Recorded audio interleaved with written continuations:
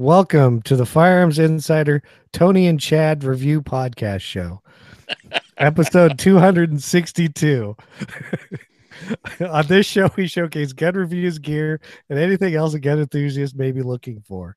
We strive to evaluate products from an unbiased and honest perspective. I'm your host, Chad Wallace from the Firearms Radio Network, your source for all things firearms related. In this show, we'll be discussing the Nightstick flashlight review, some Taurus pistol, and a PDW. Tonight on the podcast, it looks like we have the usual Tony, Rob, and Zane. But our buddy Zane and Rob decided they needed to go get a drink during the intro. No, I'm back. You're back now. So yeah, we're here. What's up? What up? Okay. Sorry, I just had to get something to drink. What'd you guys do? Who wants to go first? Let's see. What we did last week. I'm easy. I didn't do a whole lot. Did some dry firing. Had a lot of work to do around the house. I did a lot. Saturday. I did a lot of game cooking. Cooked a lot of wild game that I got over the last year and a half. Well, that's good. Yeah. Okay. If there's any ladies that listen to this, Rob just said he's easy. Oh, I'm talking to my family. And they're like, you'll make somebody a good wife one day. I'm like, yeah, find me one. Well, maybe you're looking for a wife, not a husband. Shut up. Be careful, Florida man, what you might end up with. What's up with this Florida man stuff, man? How come you always picking on us Florida guys? Because you guys are always doing weird stuff in Florida. And you make it real easy. Yeah. I'm almost with Rob on I did nothing firearms related except wrote some reviews, and as you'll see, I got one review done. I got another one halfway done for next week probably, but that's all I did. So Zane, Tony, who wants to go first? I'll go. I taught a concealed weapons class again this week and got some range time with my little snubby, little 38. And then I was kind of a podcast man of the night, if you will. Last week I was on everybody's show. Everyone who would have me. I was just, I'll do it. Yeah. And apparently I was slightly inebriated on every show I was on last week. So slightly? to include this one. And of course we had technical problems plus Zane. Right. So his extra inebriation showed up when nobody else was talking and the podcast was all messed up. I went back and listened to the show and I was like, wow, I don't remember being that drunk, but whatever. Well, I don't think people would have really noticed too much had we not lost my audio and I was done. Oh, they would have noticed. They did notice, I think. Yeah, they noticed. Okay, Tony, I know what you did, but you get to tell everybody else what you did. For you few individuals that do not follow me on social media, like who cares? But no, I went to the Great American Outdoors Show in Harrisburg, Pennsylvania, for 4 days, and it's pretty much SHOT Show East Coast. Actually, it's more like NRA annual meeting being held. It's an NRA show. A lot of gun companies come out. It's in the farm complex in Harrisburg. It also has outfitters. It has show dogs. It has everything. It's huge. It's really worth going to. If you didn't make it this year, make it next year. I dry fired almost every gun from everyone. I checked out Springfield, SIG, Taurus, Colt. Magpul had a bunch of stuff there. Many other companies, Nighthawk Custom, High Point was there. I love putting those two together in the same sentence. It's just awesome. And I mean, I just went around and I tried to hit almost every booth there, and then I avoided Urban Carry like they had AIDS. Because Urban Carry, with the footsteps of a Navy SEAL, that dumpster fire of a holster is there every year, and I won't even walk up to their booth. Imagine if you could carry a gun so concealed, it was like the footsteps of a Navy SEAL. Yeah, they're horrid. It's a horrible idea. It's a sack of gun. Anyway. Hey, it's better than that magnet one we talked about. Barely. Yeah, I was talked to gonna a lot say of only slightly though. Only Yeah. slightly. Slightly. talked to some holster companies, hung out with Cold Steel, got some donations from Cold Steel that we will be giving away to patrons, and also we'll be giving away at our diversity shoot. Cold Steel came through again this year, which was awesome, and a lot of patches, a lot of stuff. High Point came out with their new hats and new designs, so they gave me a bunch of those to give away. I think that's going to be awesome. And a lot of new catalogs and whatnot. And a couple companies, as always, making a bunch of promises, and we'll see if they come through. And if they do, we'll be talking about and reviewing a bunch of stuff from them. That's what I did. Hey, sounds like fun. More fun than what I did, which, like you said, nothing. Bandwidth sponsor is our buddies at Patriot Patch Co, who will not make us a Kilt in the Streets patch. So I guess we're going to have to draw it up ourselves. No, we brought that up again, and they were just like, nope, not going to happen. I know. This month's is size doesn't matter. Zane's holding up the say something so we can hear you. It's the sticker version of the patch of the month. But hey, that's okay. But they get that. That's what it looks like. Size doesn't matter. And of course, our buddy Ryan would be the one that came up with that patch. So, when I looked, there are not any new patches for pre-order. I saw they had a sale on Scratch and Dents or whatever the other day. So go check them out. It does go pretty quick. If you're looking for AR parts, go to GunTech USA and use our affiliate link in the show notes or on the website. And if you're shopping Amazon, same thing, firearmsradio.tv/Amazon, and Black Bag Resources to give Tony stuff. 2A4E is your code for stuff in your cart gets donated to Tony. Woohoo, And now it is time for Rob. Wait, now before I read the disclaimer, I'm a voting member. I got my 2019 annual ballot. Okay. And I'm only marking two people, Adam Kraut and Anthony Calandro, unless somebody give me a good reason to mark somebody else. No, you're good. I talked to Adam Sunday. Hung out with him at the show for about 40 minutes. I know him. And I mean, like, he's a friend of mine, and he's 100% legit. If you have a chance to vote for him, and of course, I know Anthony Calandro. Both of these guys are straight up Second Amendment advocates, and they definitely aren't politically correct or part of the system.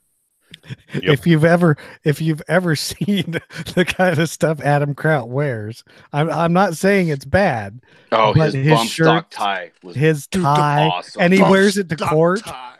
Yes. Okay, this is the kind of person you need to vote for. So, and for those of you who are unaware how voting works, you basically get 25 votes, and you get that many votes. 27. Is it 27? Yeah, this year is 27. Okay, so you get that many, but you get that many votes. So if you pick 27 people, each one of those people gets one vote. If you pick one person, that person gets all of your votes. So you spread it out how you see fit, but you do not have to pick 27 people. I don't think if you vote for one person, that person gets 27 votes. That person just gets one vote. It's just 26 other people don't get a vote. No, it's a bullet vote. Yeah, it's called bullet vote. So you get it weights. If you don't vote for all 27 different peoples, your vote is weighted to the people you do vote for. And that's good information to know. Right. So that being said, if you're looking at your ballot and you're like, well, I've heard of Adam Kraut, I've heard of Anthony Calandro, I've heard of Pete Brownell, but I've never heard of none of these other people. Well, then don't vote for anyone you haven't heard of. And people like Marion Hammer, you should probably not vote for. That's my opinion, of course. But so you don't have to vote for 27 people. Just if there's one person you really want to get on, me personally, I voted for Adam and Adam only. Nothing against anybody else on the board or on the trying to get on the board, but that was what I did. And that's one vote only. But, spread it out. Do what you want to do. But just be aware that the less people you vote for, the more weighted the people you do vote for are counted. And don't vote for the famous people. Just don't. Yeah, vote. no, no. They're gonna win anyway. Yeah. So the Gun Collective, where Adam Kraut's a part of, has a link to. You can go on and see how many meetings of people have attended. The famous people, spoiler alert, don't really go to meetings. So no, they don't. Well, here's the thing too is like 5 million members, maybe a few thousand are actually going to return votes. Yeah, 7% vote. Yeah, 70%. We have a chance to make a difference. To start making a difference. To start changing the NRA, because I don't think anyone on the panel is truly happy with the NRA lately. And I know a lot of other channels, their big thing is, completely, F the NRA and we're done with you and this and that, which that is not my opinion. I'm of the opinion we need the NRA, but we need it to change. And the only way to change it is from within. So. Well, sometimes you have to force a change. Yeah. Yeah. I mean, totally understand. I have to laugh because, of course, Great American Outdoor Show is an NRA show. NRA purchased it because somebody, the people that owned it before, decided to virtue signal and said they weren't going to allow semi-automatic rifles or black rifles into the show. Everybody canceled that year, and the NRA bought the thing for a song because they got stupid. So NRA ILA is there. So I went and had a discussion with NRA ILA for about an hour. And, of course, I am not a yes man. NRA ILA does assist me. The grassroots helps me out by donating bags and swag. And they also come to our events. But there is no way I'm not saying, hey, that bump stock thing was an F up. The red flag laws are not right. And supporting those are wrong. And it's not going to help us as gun owners at all. No. And what they say, give me money? Well, no, and the other thing is not everyone wants to throw out other organizations like, this organization does better, or this organization, which I'm a member of many different organizations. I think the Second Amendment Foundation does outstanding work. The problem is none of them lobby like the NRA does. Yeah. The NRA goes to bat ahead of time, where the Second Amendment Foundation, GOA, things of that nature, they litigate, which is cool. Litigation is absolutely needed, and that's why I'm a member of the Second Amendment Foundation, not a member of GOA. That's neither here nor there. It is. But, the kindergarten program or whatever it was, that was good. Yeah. Here's the thing. But we do need litigation, and the NRA is the biggest lobbying arm that we have, and we absolutely need them. But as long as it's not a Dudley Brown organization, it's probably okay. I'll just say that. Exactly. Okay, now you can go for it, Rob. And here's what we say: the views and opinions expressed in this podcast are those of the individual co-hosts and do not reflect the official policy or position of the Firearms Radio Network and or their employers. Viewer discretion is advised. This is especially true on live shows when Zane has been drinking.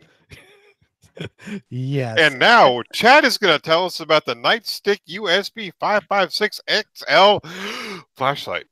Take it away, Chad. Wow. You did good. Thank you. I'm going to double your pay. All right. Wait a minute. You don't pay me. Exactly. You schmuck.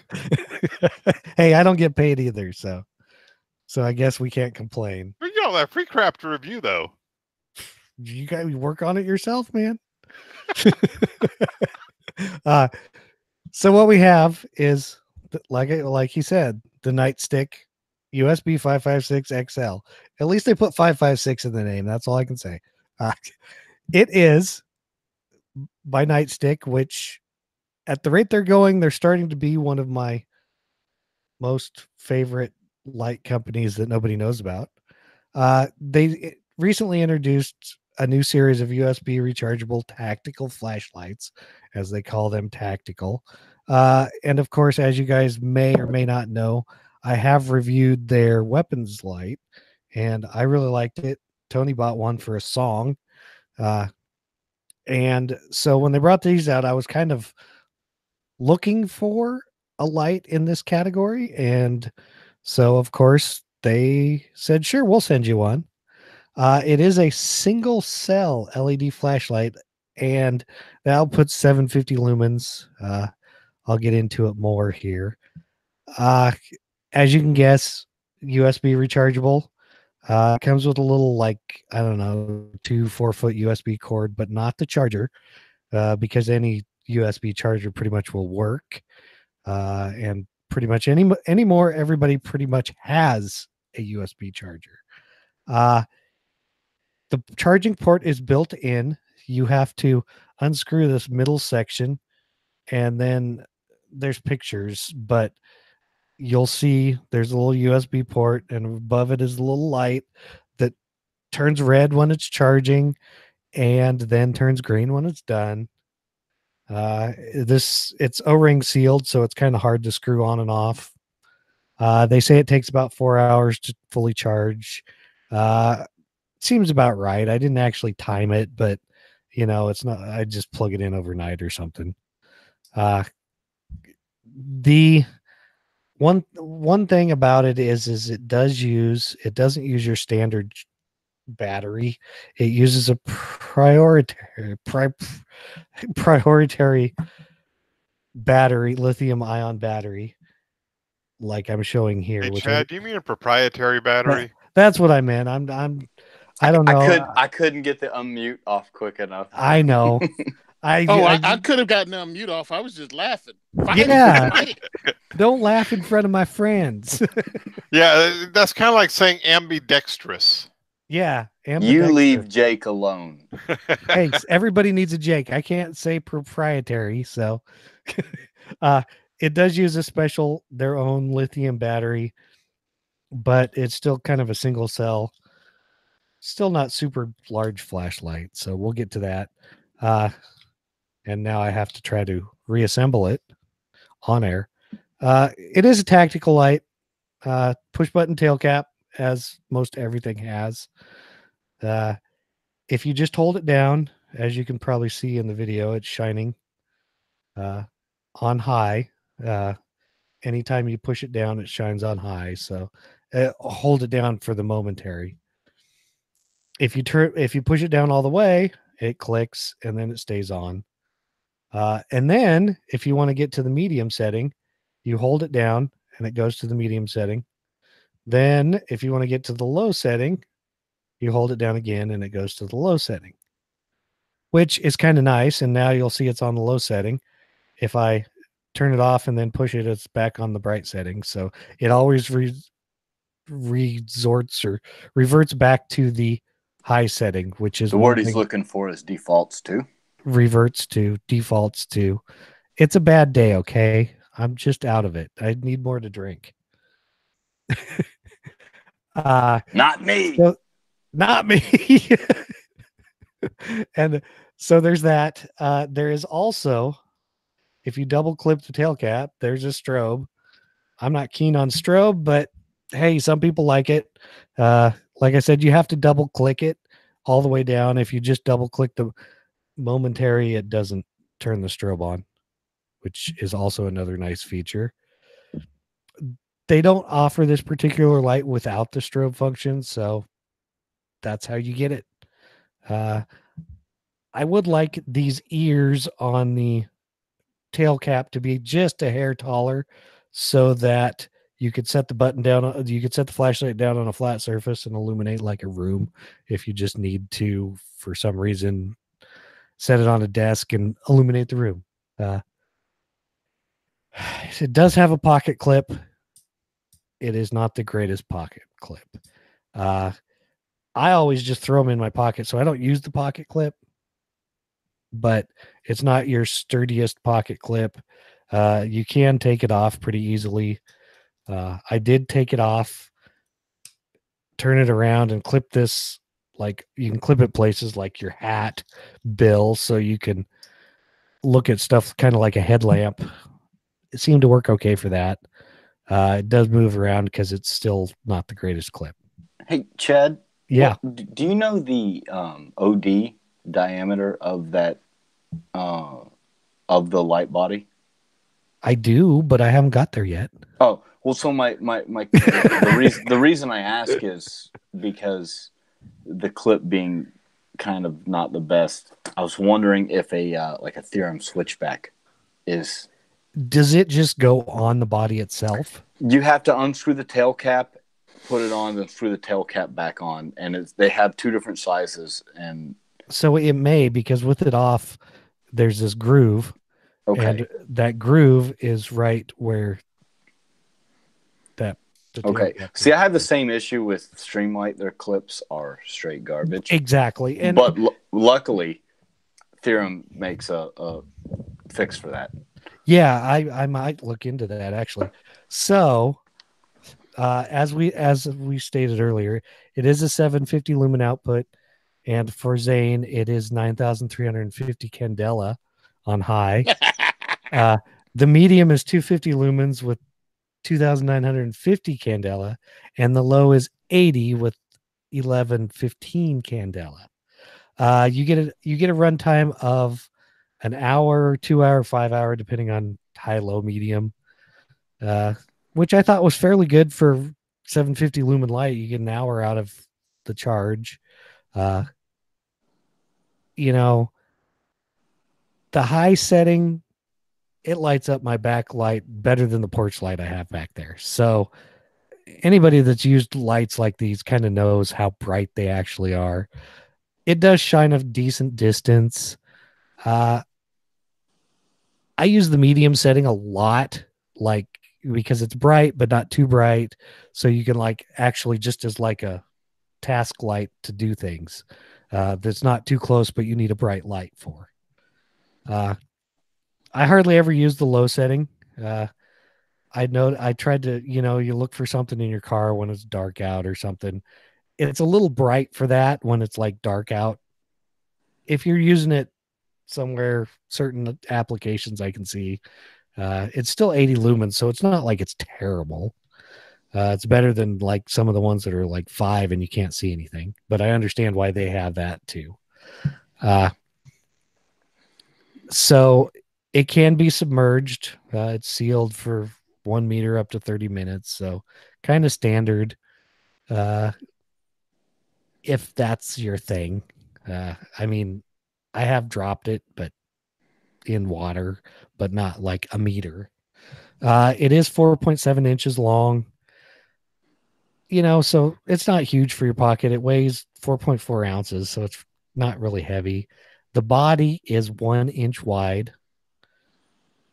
From here, this is a little wider, and then the head diameter is 1.2, so 1.25 inches, basically.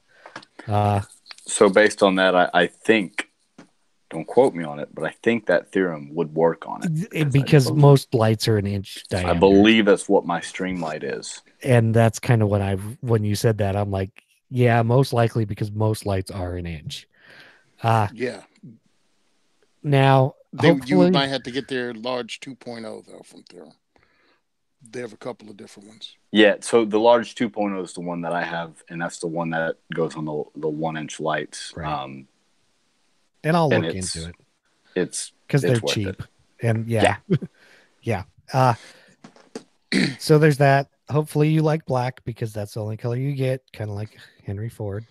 It is class. Henry Ford wasn't black. The car. I see what you did there. That's a good one, Tony. Yeah, he means the Ford Model T.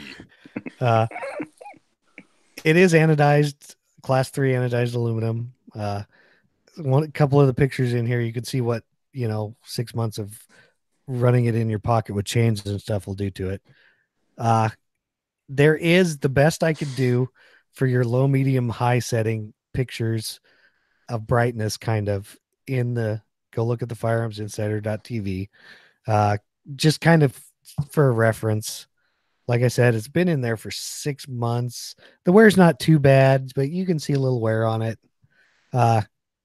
Nice thing about it, you can charge it anywhere, inside your car, wherever you plug your phone in. It just depends. So, it's more than I could actually expect for a single cell light, brightness wise. I I've dropped it on the concrete plenty of times. It's no worse for wear, but you drop it from 4 feet. What do you expect? The lens is not, I don't even think it's scratched. So that's a plus. Like I said, dropped it in mud puddles, nothing. So I'd say it's a good tactical light. And it's got some little flaws like the clip and the end button, but hey, so if you're looking for a decent flashlight, this might be what you're looking for. It might not. I really like the USB charging feature, good runtime. Now it's around $100, so it's not super cheap, but for other models, other brands, it's about what you're going to pay. So the Firearms Insider 8 key points, claim to fame. It's a USB rechargeable tactical light. You guys kind of already knew that. Target market, that's kind of obvious too. Anybody who wants a bright rechargeable tactical flashlight. Features and benefits. Let's see. I'm not going to go through these because I pretty much went through all of them in the review. There are other options available. You can get a 900 lumen model, which is a 2-cell 123 or the 1650 or whatever the rechargeable 16850. Yeah, and it uses the standard battery.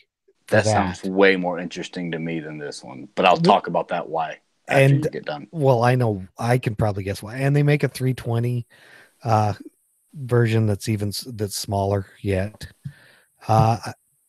Price point MSRP is about $111. They have it for $83.25 on Amazon. So, check out Amazon. It's your best bet. And being Amazon, you check the prices. Sometimes they can drop quite a bit. Pros, it's bright. The momentary on is awesome. It's got low, medium, high settings. It is rechargeable and it doesn't weigh a lot. The cons, the pocket clip, the proprietary battery, the end cap, just because of the ears on it. That was me. And I don't care for strobe function, but some people like it. For the score, I gave it 7, which is good because that's what I think it is. Okay, Zane. So, first of all, I take issue with the name. Don't put 5.56 in the name of your product if it's not designed to be attached to a rifle. But that's just a little quirk in my brain. Well, see, the weird part is like the other one, the longer one, I think is like a 5.58. Yeah, that's weird. The longer one is more designed to be attached to a weapon, but that's neither here nor there. That's just my opinion thing, I just thought it was weird. I just thought it was weird too, and I was like, okay, it doesn't really make sense, but they probably have some reason for it. And it seems like they put a lot of thought into the #Switchology of it. Switchology, I'm not a fan of anything other than all the way on and all the way off, typically. Mm-hmm. But it seems like they put a lot of thought into this, into where, for the most part, you get all the way on or all the way off, unless you make some conscious decision to toggle through things. Right. I don't like the ones that are like, press it once, you get high, press it twice, you get medium, third is low, then to strobe. Yes. Because I don't want to have to think. Like, I just want all the lumens or none of the lumens. If I need to have to use my brain, then I don't want it to be a stressful situation. Like, if I'm looking for my car keys and I want low, okay, I don't mind having to think about, what do I have to do to get low? Right. But I'm cool with that. And that's the nice thing about it is because, like I said, momentary on is high and you push it, it's high. I mean, you literally have to hold it down to get it to cycle to the low setting or the medium setting. And you have to put thought into it. Yeah, so that's kind of cool. I still think, me personally, I'd rather just have on or off. And I wish they'd offer a model that didn't have strobe, because strobes are for raves. They're not for anything else. I also wish they would have made it capable of using CR123 in emergency situation. Yes, me too. Because sometimes your battery dies. I have a a box of like 20 in my truck. Oh yeah. I don't use those. I use 18650s in all my lights, but I have a box of them in case I burn through all my batteries, like if I'm doing a search and rescue or whatever I'm doing. Right. You have enough batteries to keep it going. Yeah. My last complaint is going to be, no surprise to anybody on the panel, the Candela rating. It's a little low, not going to lie. And you know why that is. Yeah, so it's got, I'm assuming the light has really, really good spill, but less of a hot spot. I mean, I'm sure it has a decent hot spot based on because of you're right. But from what I haven't seen the light firsthand, but I'm guessing it's got more spill, less hot spot, which, well, this might help. It really doesn't, because it's the internet. That's true. But so for something like, okay, so there's nothing wrong with a light that has less candela, right? If you're going to put that on a shotgun for home defense, that's money right there, right? Right. For out and about, I like a little bit, but in all reality, it's way better than the mag lights we were using 10 years ago, or even the first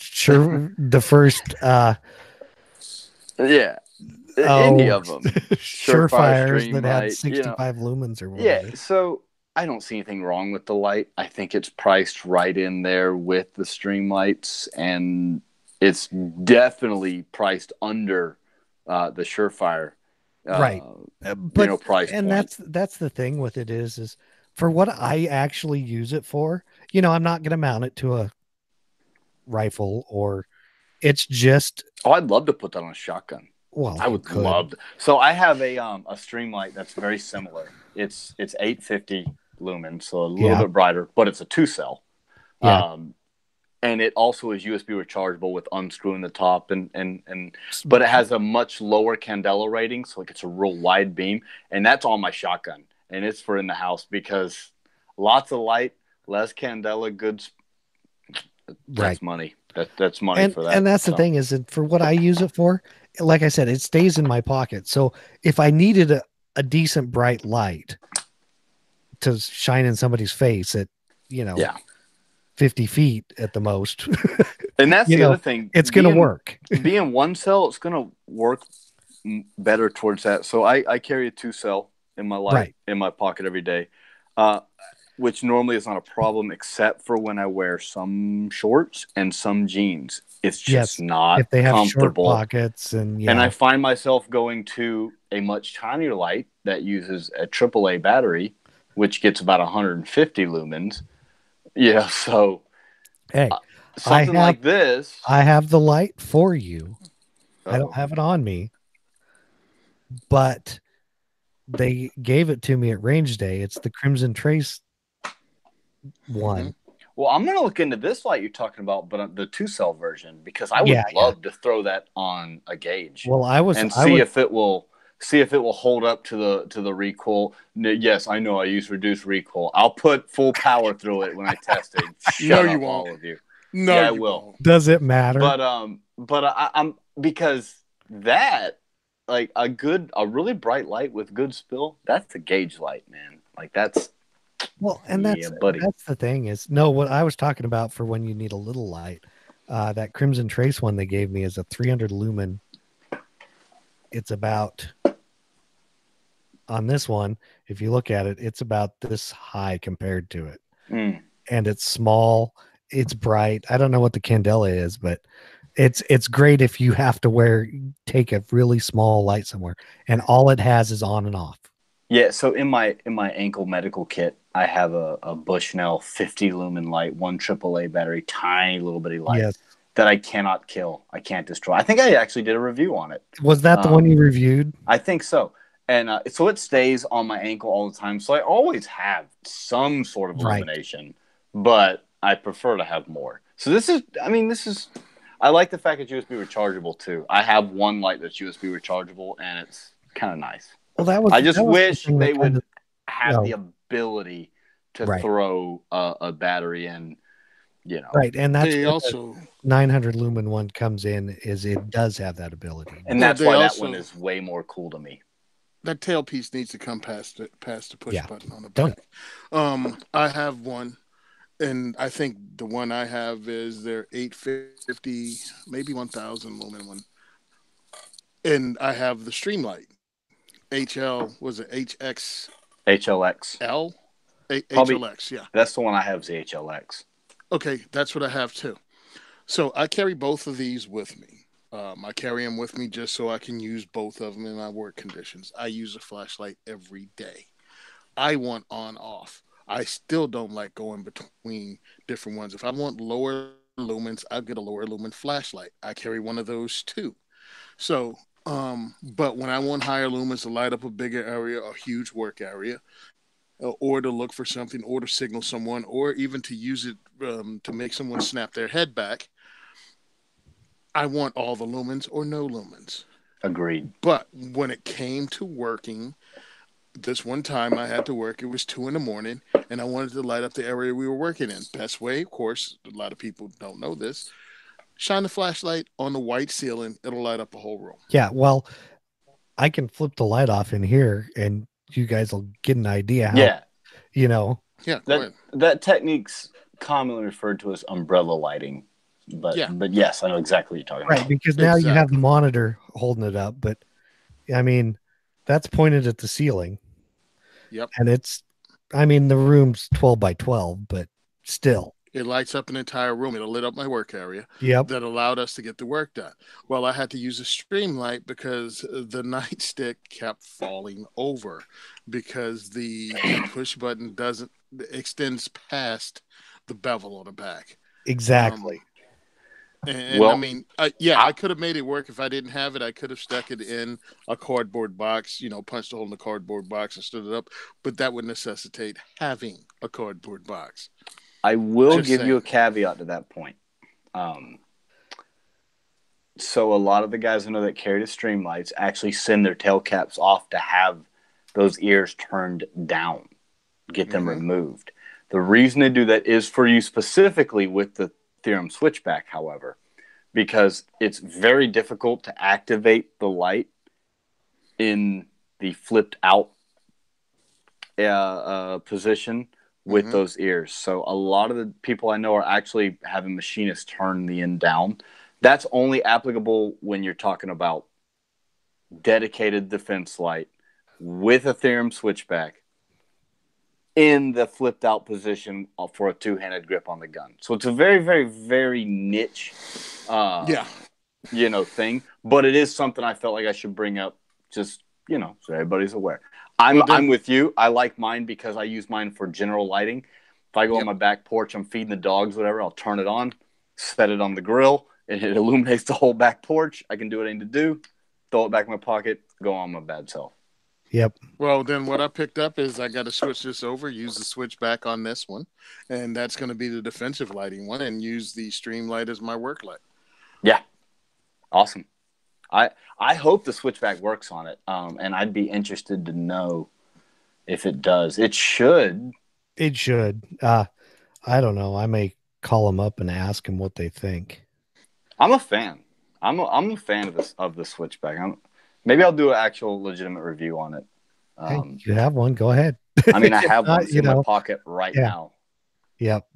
Okay. Well, I like Nightstick. I think they make decent stuff, and it's really crazy because you'll catch their stuff on sale, like I did their weapons mounted light, and it's cheaper than a lot of other products from a lot of other companies, and they make stuff that's just as good. And I'll tell you what, if this light will hold up to the rigors of shotgun recoil, it sounds like an outstanding light for a home defense gauge. Do you want me to? So what you're saying is you want me to mount this to a shotgun and go run a box 25 rounds of double aught buck through it? I mean, yeah. Like I've had like I said, the Streamlight that I have, the other Streamlight I have that's USB rechargeable. I've had it on my shotgun for about a year now. So long, in fact, it's painted the same color as the shotgun because I just didn't take it off when I painted it, and held up fine. And it's a similar thing. I think it's 1100 candela and 850 lumens, so way less than the Streamlight, which is 1700 candela or something like that. So gets a little bit wider spill, which in the house, nothing wrong with that. That's why Surefire. Yeah. Remember when Surefire came out with that XH35 and it was 1,000 lumens, but it was all spill and no throw, and everyone was all mad. But when you put, but in a house, in context for using that in a home, that's great. You know, especially for someone who doesn't understand advanced lighting techniques and whatnot. Right. And that's the thing is, unless you have really dark walls, I mean, any 1,000 lumen lighter that's 750 reflecting off the wall is going to light up quite a bit of light. Well, more importantly, the ceiling. And like what Tony said. Yeah. Man, and I know people are like, oh, you should never point your gun up. I'm like, well, unless you should. Because if you had an AD, it's gonna shoot a hole in your roof. Yeah. Who knows? If it's a shotgun, you don't have to worry about where it goes. Well, so my whole thing is like, I can point a gun up in the air and if it has a weapon mounted light, illuminate the whole entire room. You know, so and that's again comes back to what we always kind of talk about is training and taking low light courses and understanding how to use lights and in conjunction with firearms and all that. We got way off topic, but it was we got off topic, but it's still kind of on topic. Yeah. So next up is our product spotlight and discussion. So we'll be talking about a pistol and a SCW thing, which is a personalized PDW. First up, we have the Taurus.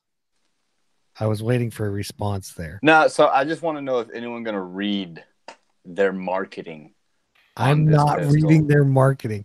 It's their. Can I read it? No comment. It is. Yes, you can, but hold on. Right. It's the TX22. It's got an MSRP of $349. It is their new striker fired 22 long rifle pistol. It says the action type is single action only, but it is still striker fired. It's got a that just means the striker's pre-cocked. Right. Basically. Most of the way. Yeah. Probably all the way out. Yeah. It's got a height of 5.44 inches. So it's, it's kind of a mid-sized gun. Width of 1.25 because we care. I don't know what Tony's laughing at. It's got a weight of 17.3 ounces. It's got a 4.1 inch barrel. Isn't that the thing that like for Canada? It's got to be over 4.1 inches or something. I think it's 4.2 in Canada. So maybe it is. I don't remember. But I could be wrong. Overall length is just over 7 inches. It's got fixed white dot sights, adjustable white dot rear. It's got your standard striker block safety, and it does have a manual safety because why? If because it's single action. I know, but it's still got the. Well, I'm giving them credit right now. Oh, okay, I'm going to go into why I hate Taurus mode later. Okay. Well, I'm not keen on Taurus, but they did bring out this new pistol. I personally, I don't know. I'd have to actually feel the trigger on it. I don't know if Tony did at the Great American Outdoor Show. I'm kind of hoping he did. Other than that, I mean, it might be a decent little 22 long rifle pistol. I don't know. The only problem I have with it is who makes it, and they have not in the past years had very good quality control. By Smith & Wesson 15 M&P 22. What are you talking about? This is a pistol. No. I started to say 15, but I corrected myself to the M&P 22. Or the Smith & Wesson Victory pistol, or the Ruger, or a Ruger Mark whatever, if you get the Ruger Mark, get the Mark IV, the one that you can disassemble with just a button. Yeah, but also that thing's $200. So can we read their marketing material? I will let you read their marketing. This is from the Taurus website. It says, should I do it in my my announcer voice or just my regular voice? Just ham it up. All right, regular. Oh, ham it up. Ham it up. Here we go. Ham it up. All right, here we go. the most advanced 22 LR rimfire pistol on the market, engineered to deliver best-in-class accuracy, reliability. This rimfire polymer sporting pistol shoots and feels every bit like a custom-tuned competition model without any costly upgrades or modifications. From the short, smooth pull of its precision-designed Taurus Pittman trigger system to the built-in comfort of its ergonomic grip, the TX22 is one performance-driven full size that is ready to race right out of the box. Wow. Well, here's Can we Here- just go on a limb and say that that's probably a lot of hype, and it's not. It I sounds doubt good it's the in the- most in the advanced portfolio performance. in the middle of the magazine. Okay. One, it Yeah. has it's striker fired. It's Mhm. striker fired, which it has like a 5-pound trigger pull, which is awesome. It has a short reset, which is cool. It's straight. I think it's straight blowback. I'm Most assuming. 22s are. Most So of it's inherently accurate. Now it has a 16-round magazine, which of course just takes it out of the running of a lot of states. I'd really like to have that option of 10 to 16. And a lot of So- competition, doesn't it? Don't most competition limit 22 to 10 rounds? No. Or am I crazy? No, I don't think so.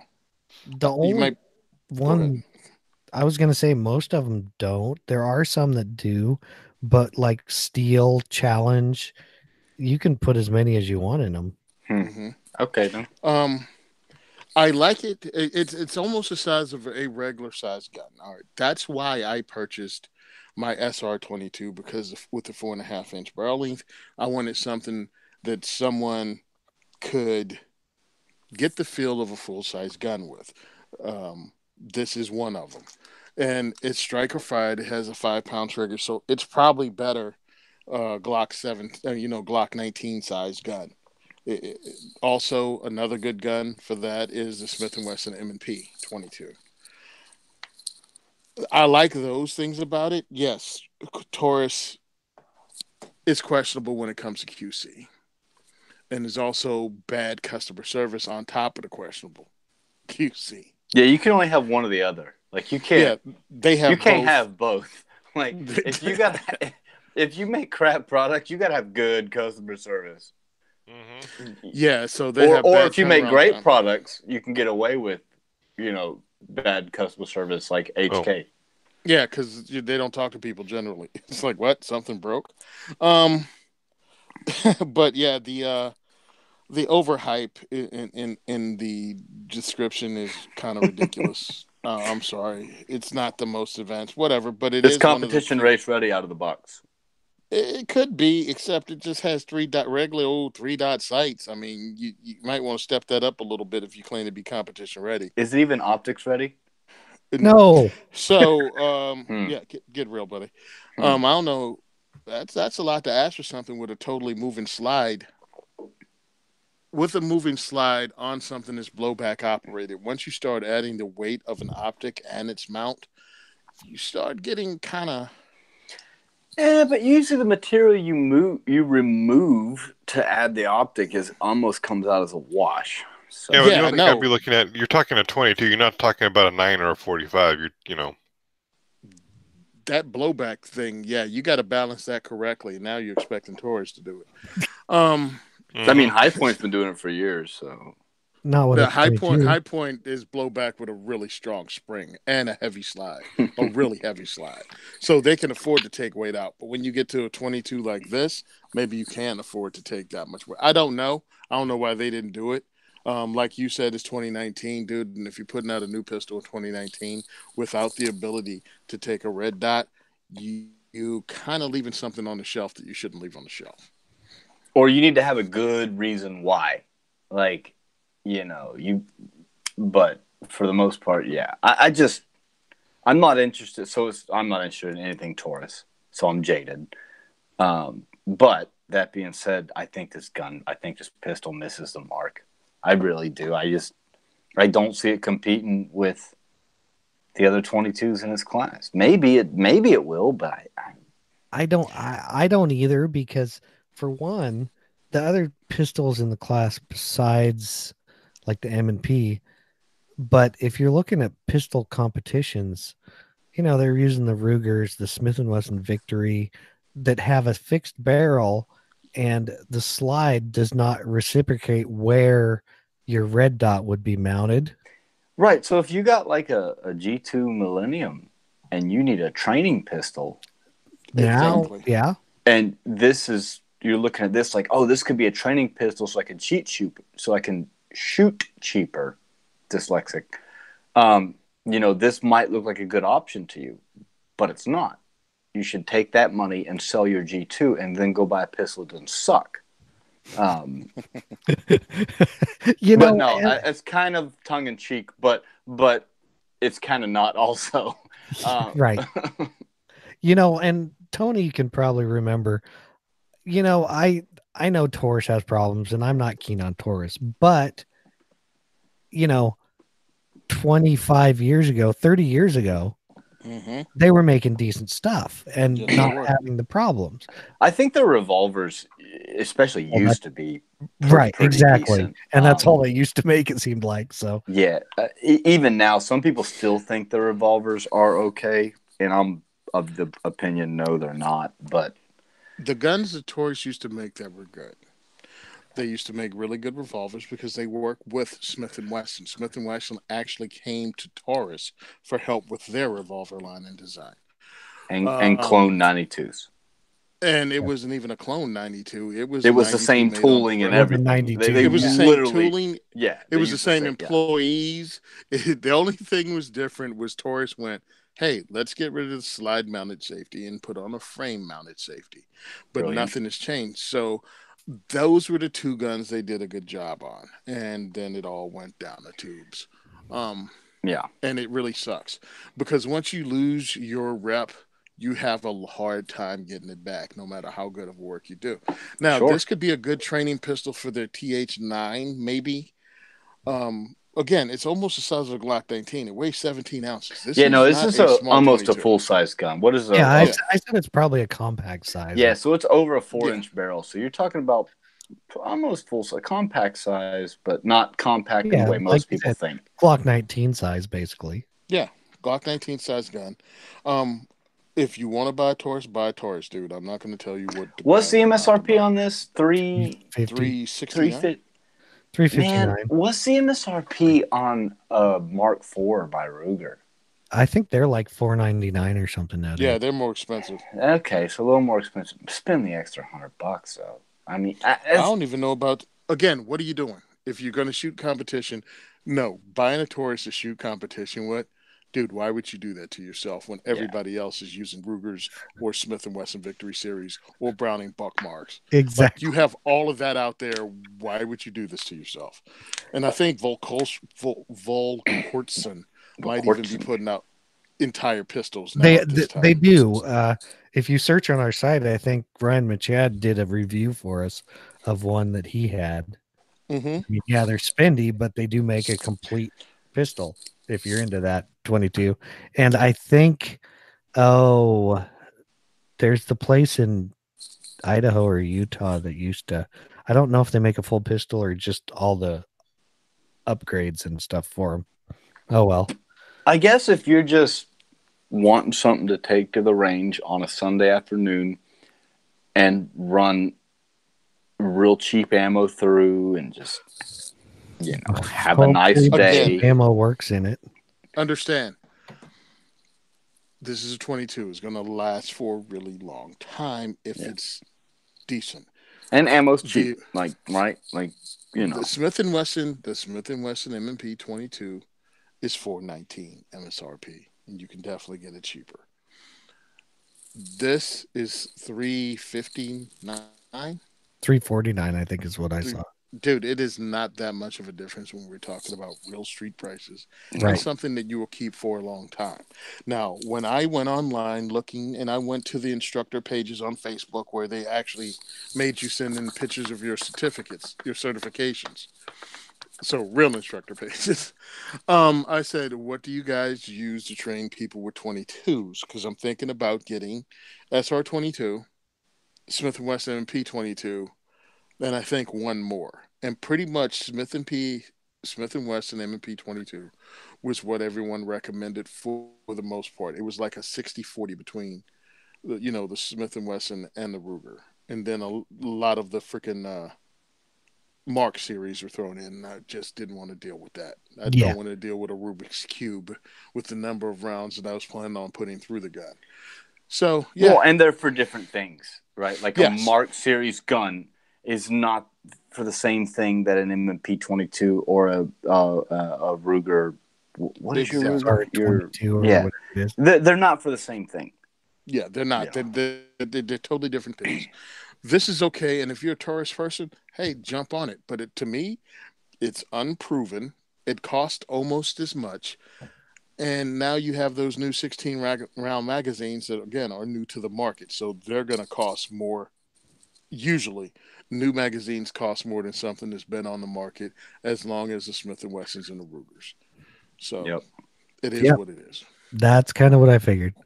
Well, now we're on to something that we don't even have an MSRP on, but I'm heeding Zane's advice when I put this in the show notes because it makes more sense than others we've talked about. This is the Angstrom Arms SCW9. And like I said, we do not have a price on it, but it is their SCW subcompact weapon. So it's a PDW, personal defense weapon. That's why they designed it.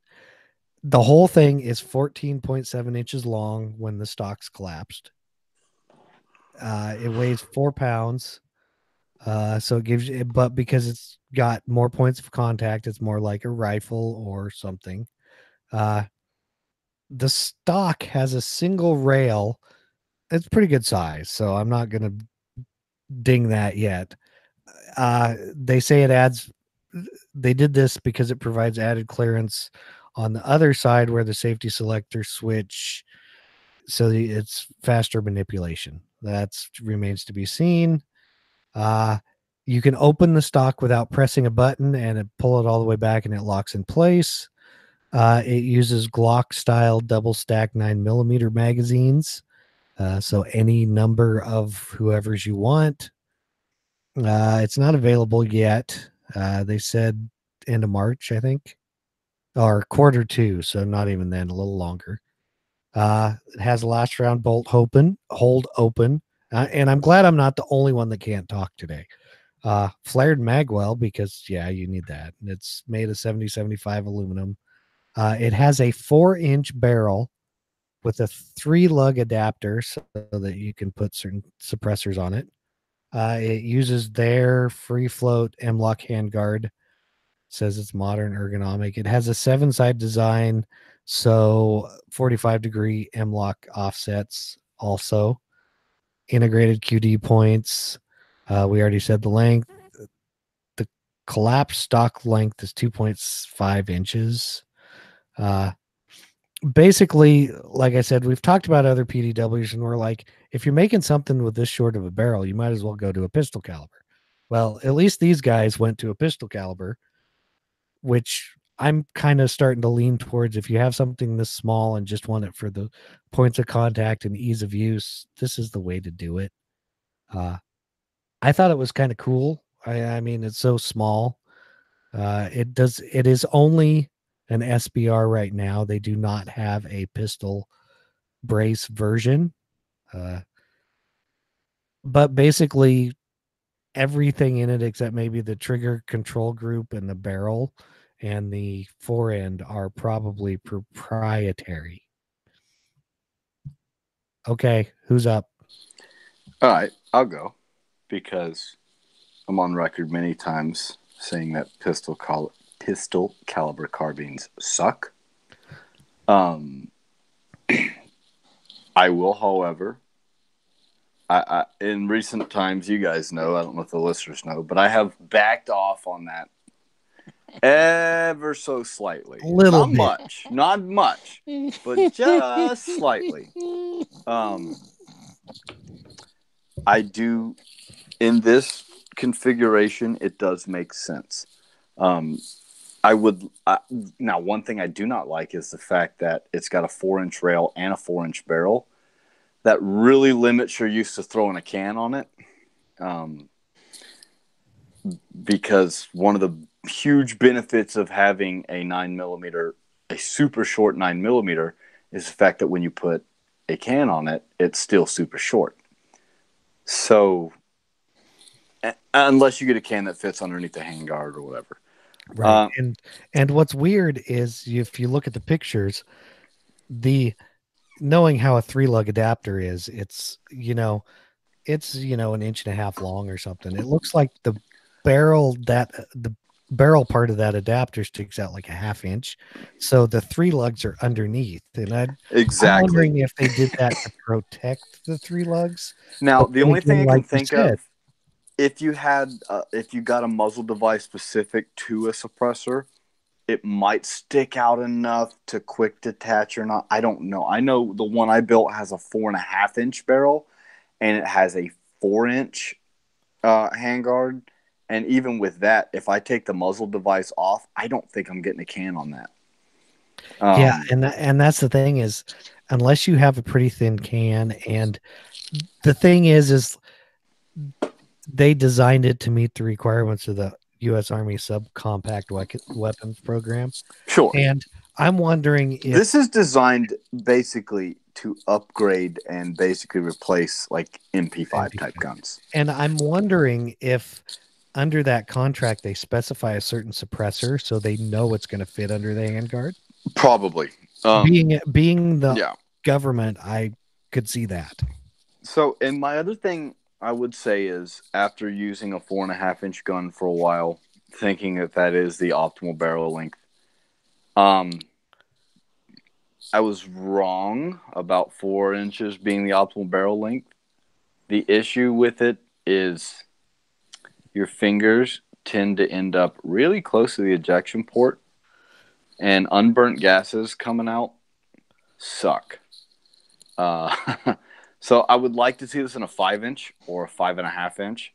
Any longer than 6-inch, and again, you've defeated the purpose. You could have gone to a rifle caliber. All the things I've said in the past, I do not backtrack on any of that. But hey, you laugh all you want, but I'm not budging on that. But in this barrel length, I do think it makes sense. I just wish that, for one, the threads were more exposed for use of a can.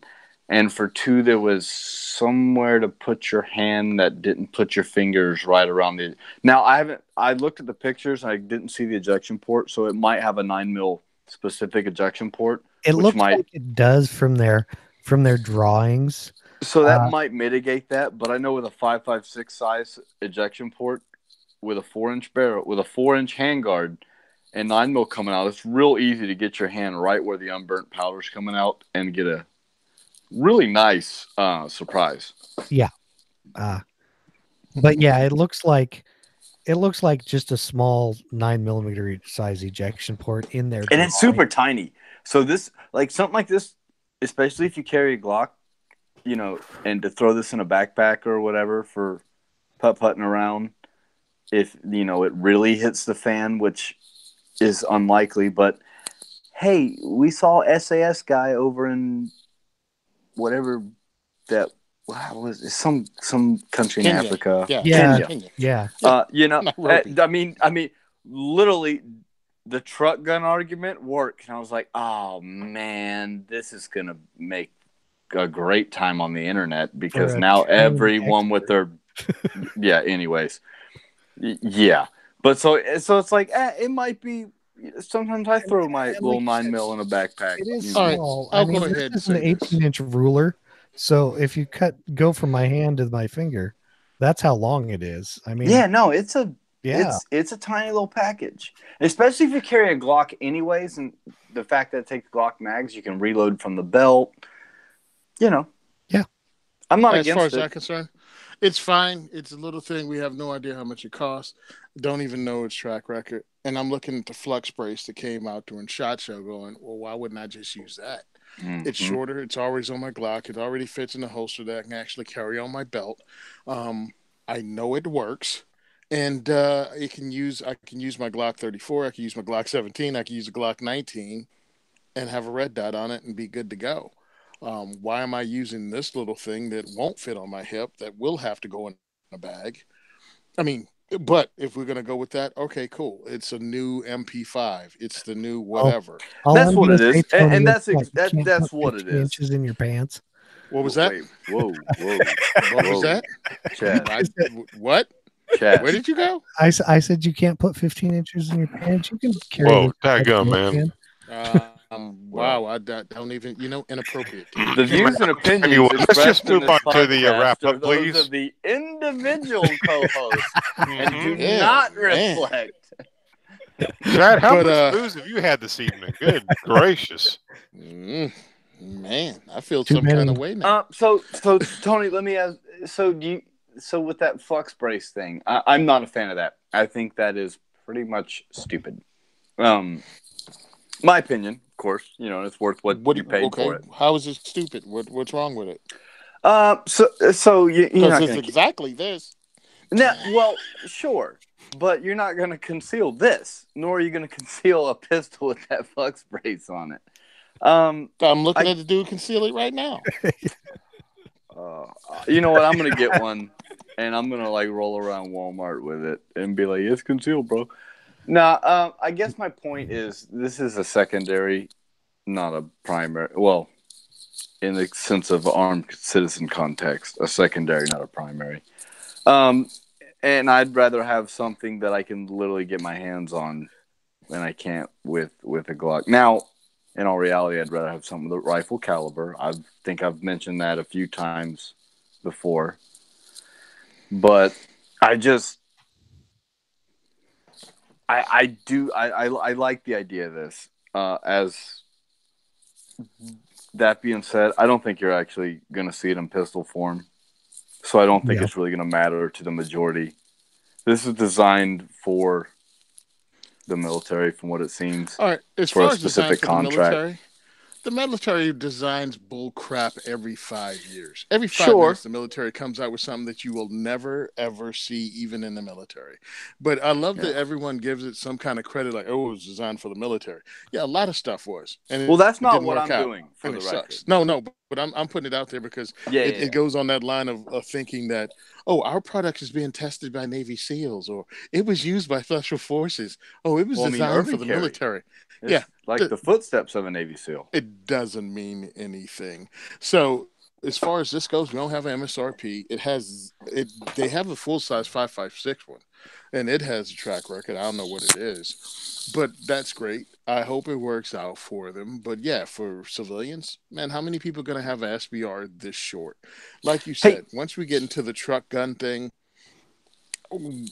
because we're getting smaller and smaller with these. Now we got the guns that fold up, and the AR-15s that fold up and come apart. And I'm like, yo, bro, I'm in a truck.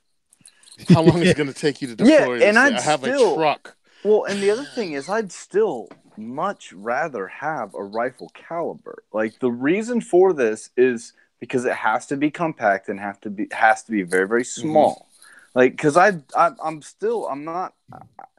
still would much rather be slinging rifle rounds at someone, especially if we've got to the point where I'm using a long gun against another human being. We have really gotten into a bad place. Well, see, and you know what I mean? Is like stuff like this, I could be wrong, but I think initially it was made to they want it lightweight, they want it small, so that they can put it in, excuse me, like an aircraft. So if somebody who's packed in a tiny aircraft, like an F-16 or something, sure, like a pilot that ejects or something that wants to have, then they have something. They don't need a pistol. They need something small, but still something they can defend themselves with. No, I'm tracking with that. In that case, that makes perfect sense. Exactly. You're right. But my thing is, doesn't do much at 4 inches.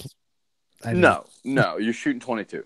Yeah. And my thing is, as non-sworn, non-mill, regular everyday dude running around, if it's gotten to a point where I've retrieved a long gun and I still have things to do with that long gun, like, it's a really, really, really bad day.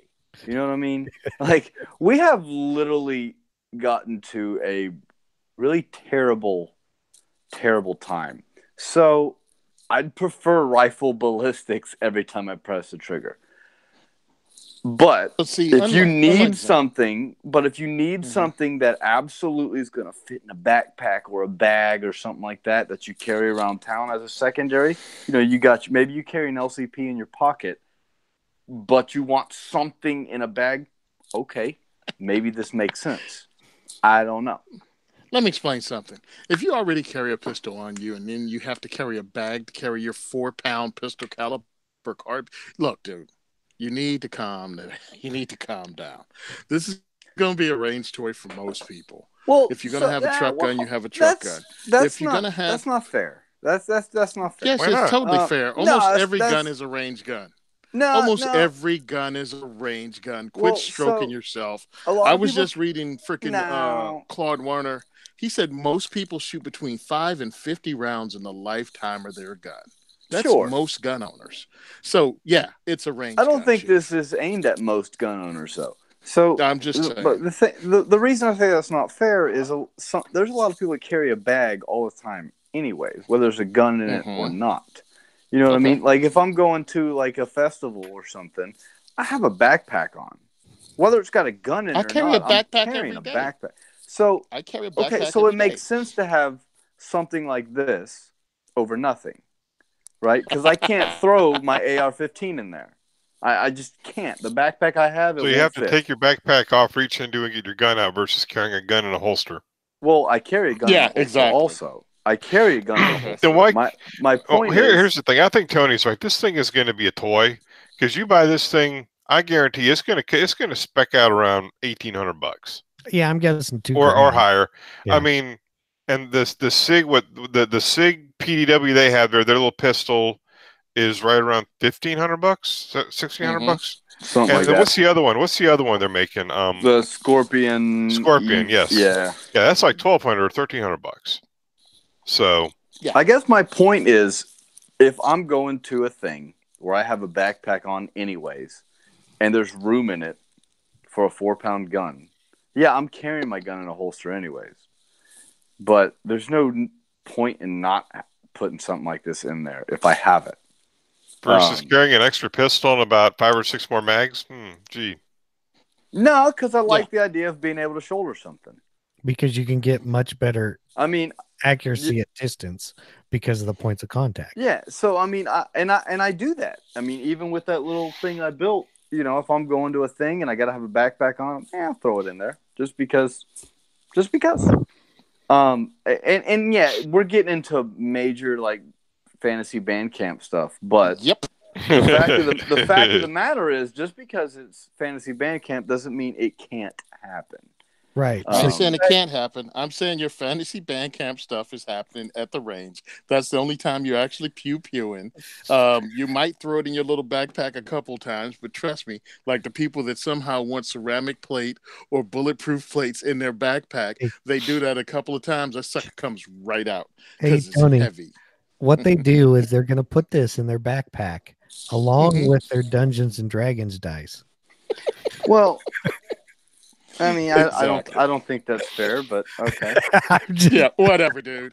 Yeah, and Yu-Gi-Oh playing cards and whatever else. One dude in Kenya pops his trunk and stops a terrorist attack. Now every Jethro out there thinks they need to throw a 4-inch AR in their backpack. Well, so they're gonna do the same thing. I don't know if you saw my post on that, but I actually made fun of that in a post. Like, oh, every neckbeard in America is going to use this one single case to justify their PSA in their trunk.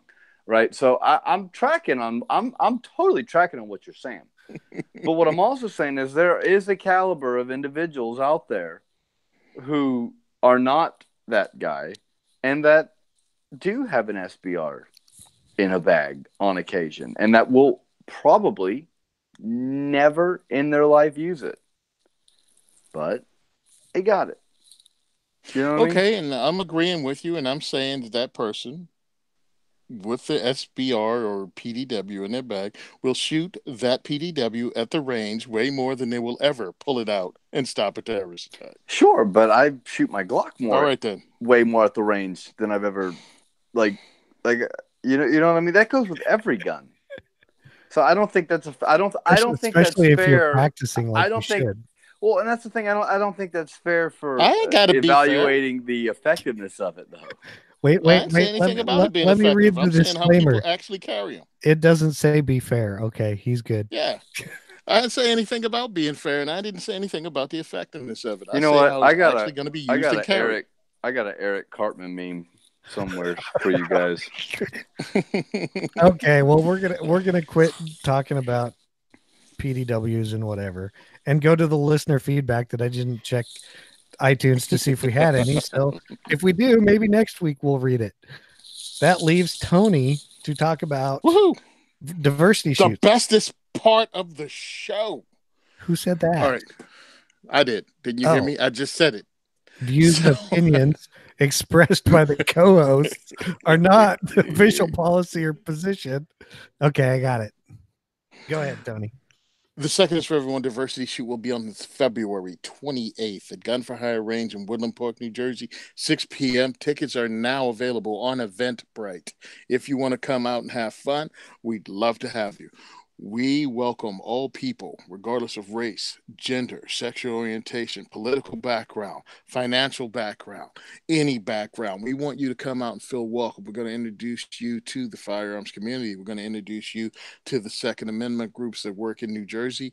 Hopefully the NRA ILA rep will be there, and he can tell people what they actually do in the state of New Jersey and because he's going to be the guy that covers New York, Pennsylvania, Delaware, and Maryland.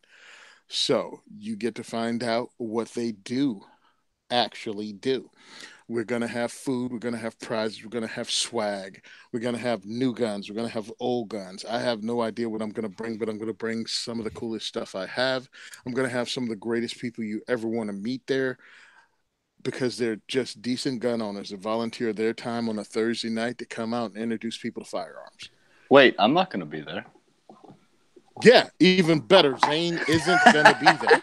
So you can come out. Yeah. So Burpee, Florida man running around smelling like Pabst Blue Ribbon and Desperation and low recoil rounds aren't going to be there. So we have... Well, that one's harsh. But what we are going to have is Anthony Calandro, who's running for the NRA board. You can meet him and actually ask him some questions. Say, hey, why should I vote for you? You can also see the only 6-star range or 5-star range in America that's going to be soon the largest indoor range in this country. So come on down. February 28th. Wow. February 28th, 6 p.m. Be a part of this awesomeness and start out our 4th year together. All right. Come on out. Thanks a lot. Really appreciate it. You can find us on Facebook at Simon Says Train or The Second is for Everyone. You can also find us on Instagram at Simon Says Train, YouTube at Simon Says Train. You can donate to our GoFundMe at The Second is for Everyone.